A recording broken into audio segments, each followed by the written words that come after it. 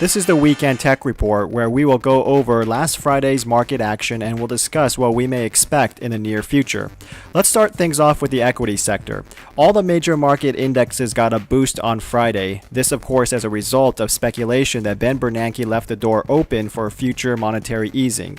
He expressed grave concern for a stagnating jobs market and articulated that the Federal Reserve is ready to step in should such actions be necessary.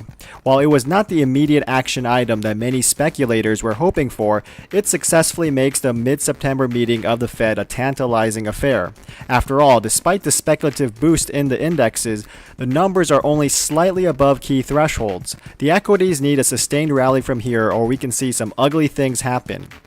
Therefore, keep an eye out on the VIX and make sure to consider hedging your bets against volatility by buying VIX futures or ticker symbol VXX. Let's take a quick look at currencies. The US dollar lost all of its gains from Thursday's session, with the Friday session closing at the 81.20 level. Currently in overseas trading, there is some limited market action taking place, giving the index a very small increase. However, our longer-term forecast is proving more accurate than not, and we continue to see signs of weakness in the greenback. As expected, the euro made gains against the dollar, which currently is challenging the 126 level. For the Japanese yen, we may see its index challenge the 77 level, which would signify a stronger yen and more headaches for its export-driven economy. Let's move over to the big discussion point of the day, gold. The yellow metal had a massive move on Friday, gaining $30 to close at the 1690 level. Of significant interest is the volume, which also received a substantial boost from speculation of QE3. Technically, we believe that this is setting up gold for a spectacular rally in the months ahead. One key point to look at is that between its record high last year until July of this year, most of the price action took place between the 20-day moving average and the lower Bollinger Band. However, starting from the beginning of July, we find that the price action is taking place between the 20 DMA and the upper Bollinger Band. We expect this trend to continue, and if so, watch out for higher prices ahead.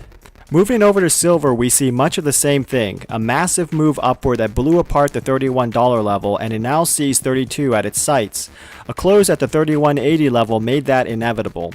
One key difference, though, is that silver is overheated according to the 14-day relative strength indicator. This makes me hesitant in forecasting its next move. For example, looking at the 6-month chart, we have 3 significant markers in the RSI to consider. At the first point, the RSI bottomed at 10, which is extremely oversold. As expected, it bounced up from there and then went for another dip at point number 2.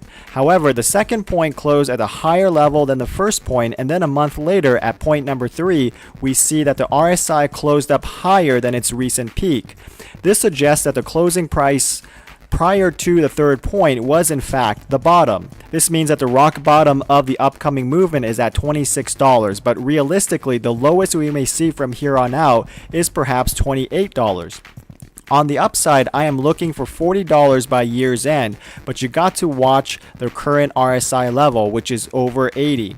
We may see a declining flag pattern in the future, which will likely be a bullish pattern and will represent an opportunity to load up before another massive move.